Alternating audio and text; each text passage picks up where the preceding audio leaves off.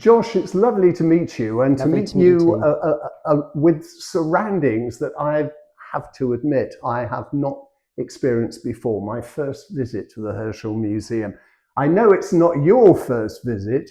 You are what's known as an astrophotographer, and That's we right. are in an exhibition of astrophotography. Here we are, yes. And if I say point to the one you did, you don't This have to image go here. far, it's No, there. fortunately not. So this was one of the photographs that captures all 8 planets of our solar system, what is otherwise known as a planetary parade and could potentially be a world first.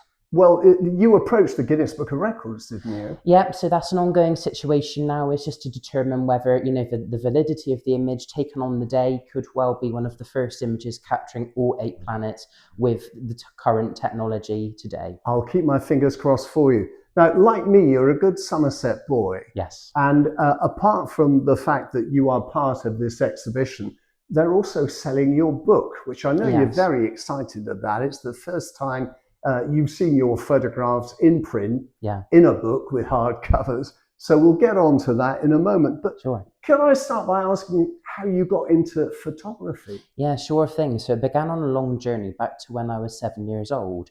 So I used to watch children programs back at the time, which were about the planet Mars. And it just ignited this curiosity for life on other worlds. And it was from them that I purchased my first telescope.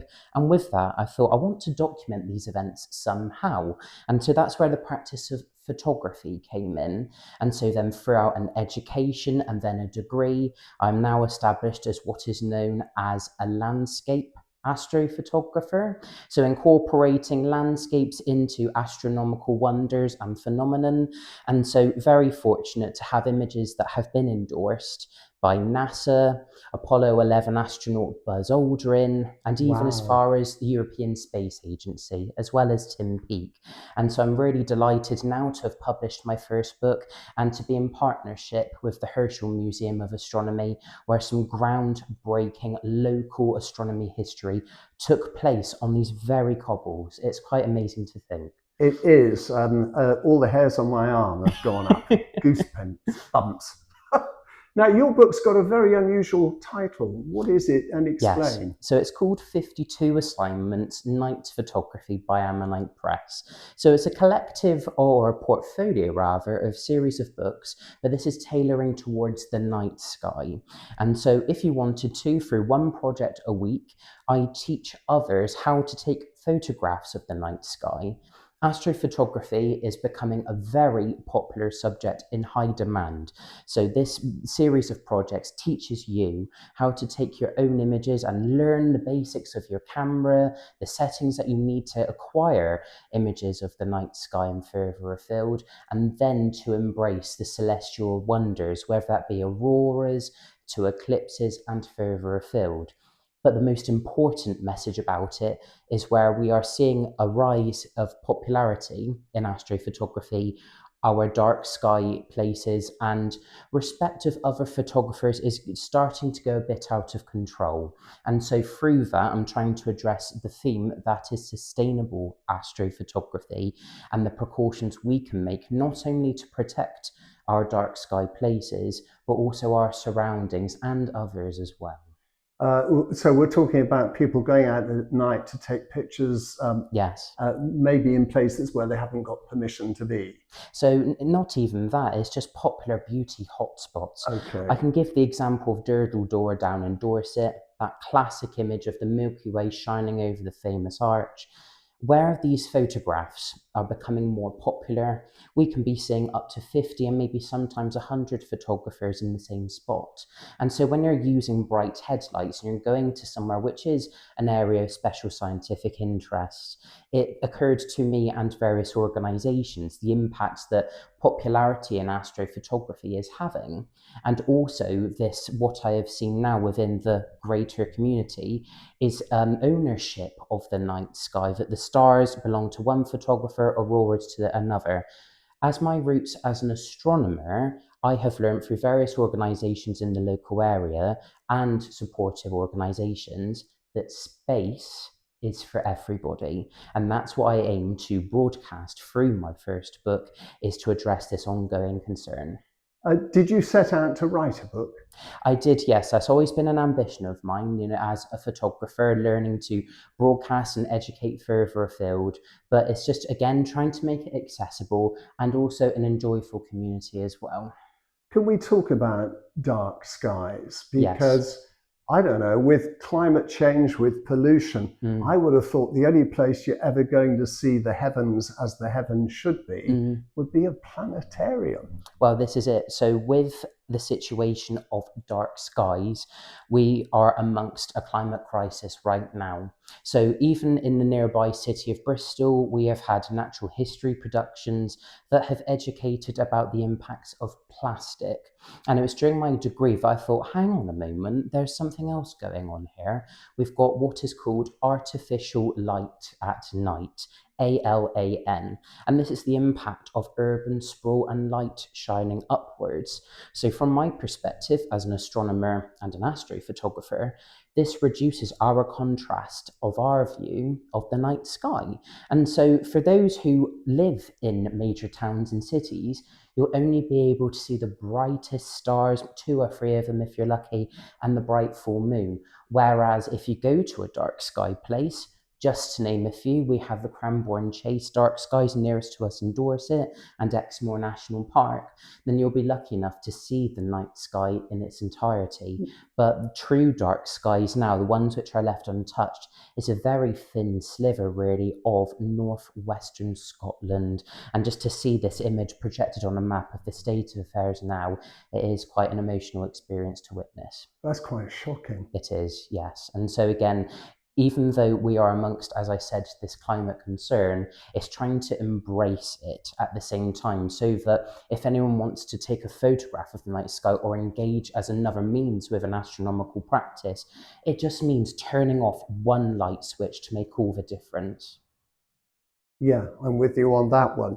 Now, look, we're in the house where Herschel discovered Yes. a brand new planet. Yes, it's quite incredible, really. So one can just imagine how he felt at that moment.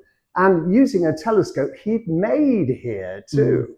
Yes. While, of course, his sister discovering 8 comets. So what a couple they were. Very brilliant local history, for sure. Have you had a couple of magical moments when it comes to space and photography? Oh, I've had many of them. I can talk about a couple here. So the first one has to be the image that changed everything, which was last year capturing the Perseid meteor shower, one of the most active meteor showers of the year, raining down on Stonehenge. So this was one of my first images that was endorsed by NASA, and it was just what happened to this image was quite unbelievable. For it to go viral across the world, to see on social media texts and captions in different languages from Asia all the way off to South America, it was massive. And so then, to see it being endorsed by some of the biggest names in astronomy, that was something else, and has given me a platform that I've never had in my life. So to be able to broadcast the importance of these places and to come along and enjoy them for yourself really embraces the core history that is astronomy. Now, hopefully, there'll be quite a few people listening to you thinking, oh, this is something I'd like to have a go at, Yes. but maybe are put off by the fact that to achieve this level of photography, you need both intricate knowledge and expensive equipment. Is that pretty true? No, not at all. If anything, all you need is your own basic camera. So that could be a DSLR and maybe a good quality lens or a piece of glass. But even nowadays, you've just got to use your own mobile phone to take images of the night sky. So if it's mounted on a tripod, it means that you'll be able to take exposures for a greater period of time in low light environments. And so you will be able to capture images of the stars, the Milky Way, and even the auroras as well. But if you want to take it to the next step, it just comes with knowledge and a bit of practice. And so by doing your research, you'll know that you'll need what's called a fast lens to let lots of light come into your camera, and just being aware of other settings as well. Shutter speeds, which is effectively exposure. How long do you keep the shutter open for, letting light in? and also another setting known as ISO, which in simple terms is camera sensitivity. How much light are we trying to gather in? And so by just breaking down barriers, it can be made more accessible. But I do appreciate the fact that it is a more competent practice as opposed to other means of photographic mediums. It sounds like it would be a good idea to purchase a copy of your book as well. That might help. Yeah. And we mustn't forget, at the end of July, aren't you giving a talk?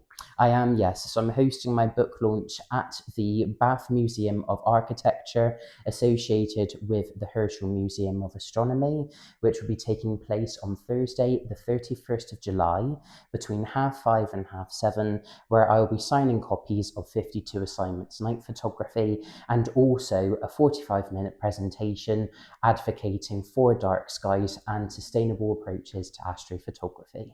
Well, I think they'll find you to be a very approachable person. And Josh, thank you for that.